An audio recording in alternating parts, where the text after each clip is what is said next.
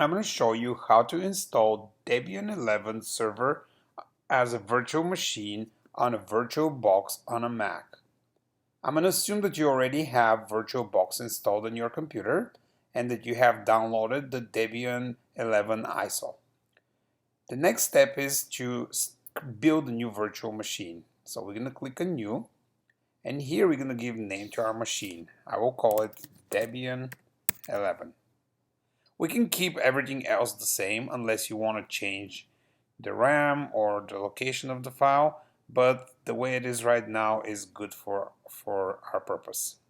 I'm going to click Create, and here we can change the disk size if we want, or the format of the image, but again I'm going to leave it the way it is.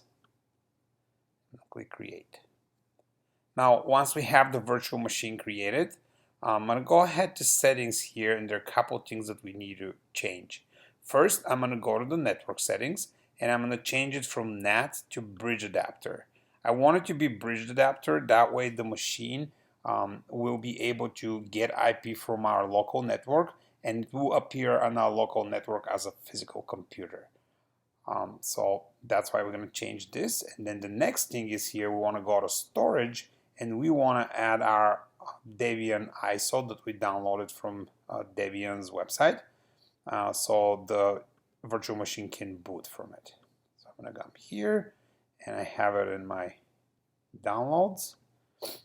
Now, once that I have these two changes made, everything else could stay the way it comes by default. I'm going to click OK, and I'm going to go ahead and power on the machine.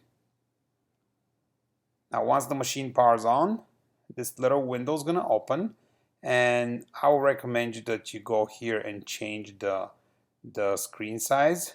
I'm going to do it, let's see, 225 is probably going to be a good size, so we can kind of see what's going on the screen. I'm going to go with the regular install, not the graphical install, and just follow the instructions on the screen.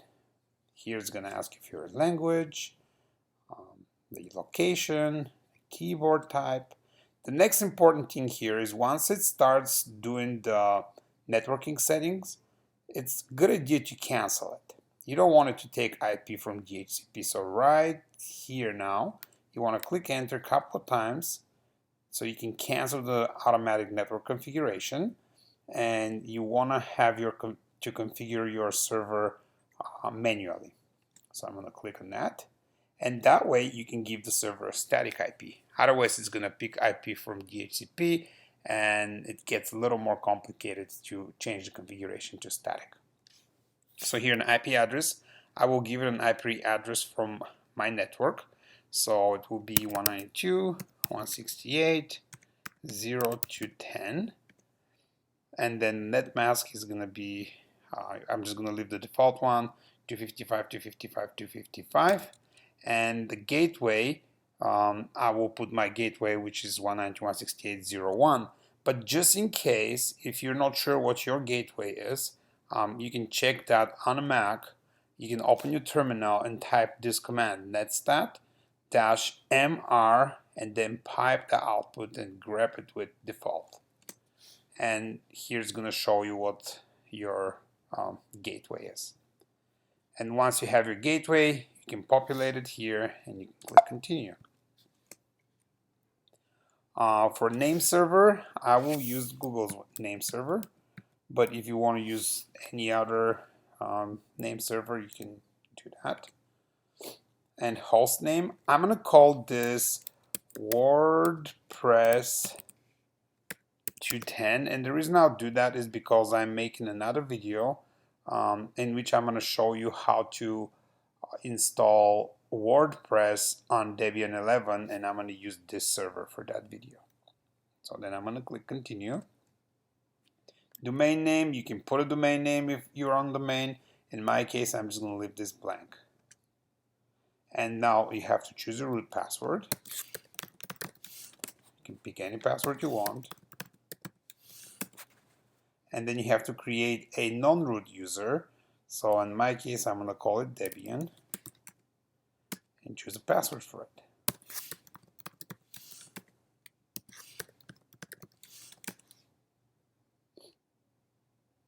Here it's going to ask you to configure your time zone. I will keep it in Eastern. And here it will ask you to partition your disk. I would recommend, if you don't know what you're doing, just keep it with the guided and just keep all the defaults. So that's what I'm going to do here. So I'm going to put all the files in one partition and finish.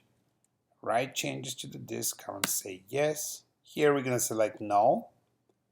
And we're going to keep it to the United States. But if you're in another country and you have a country that's closer to you, you can always select that. And I always keep the Debian official mirror. Unless you want to participate in a survey, I would recommend you click no. And this screen, you can select if you want to have a desktop environment, but I would say no. And I'm also going to turn off the standard system utilities. The only thing I'm going to install with my server is SSH server. It's a good practice not to put extra packages on your server unless you really need them. So SSH is good enough for now, and if later we find out that anything is missing, we can always install it.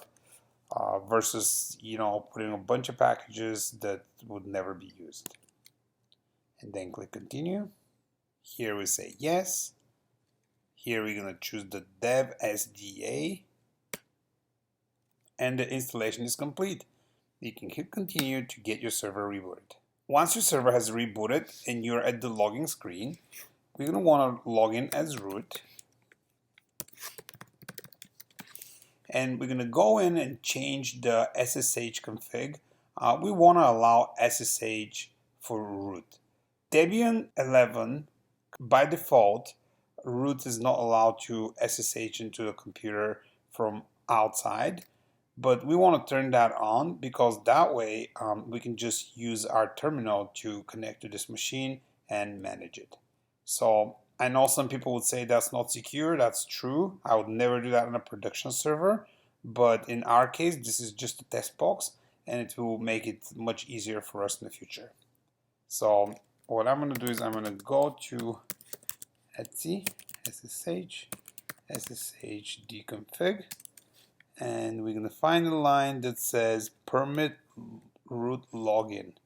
So here we're going to delete this last part and we'll replace it with the word yes. We can save the file and we can reboot our server.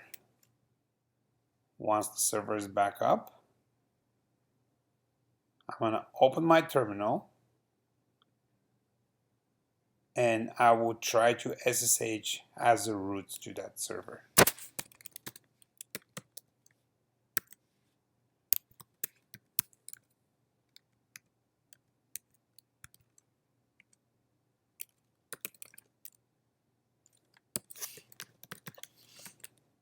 And there you go. I was able to connect to our new WordPress 2.10 server as root. Thanks for watching. I hope you liked this video. If you did, please click on the like button. If you want to see more of my videos, please click on subscribe. I will be making another video in which I'm going to show you how to install WordPress on this server.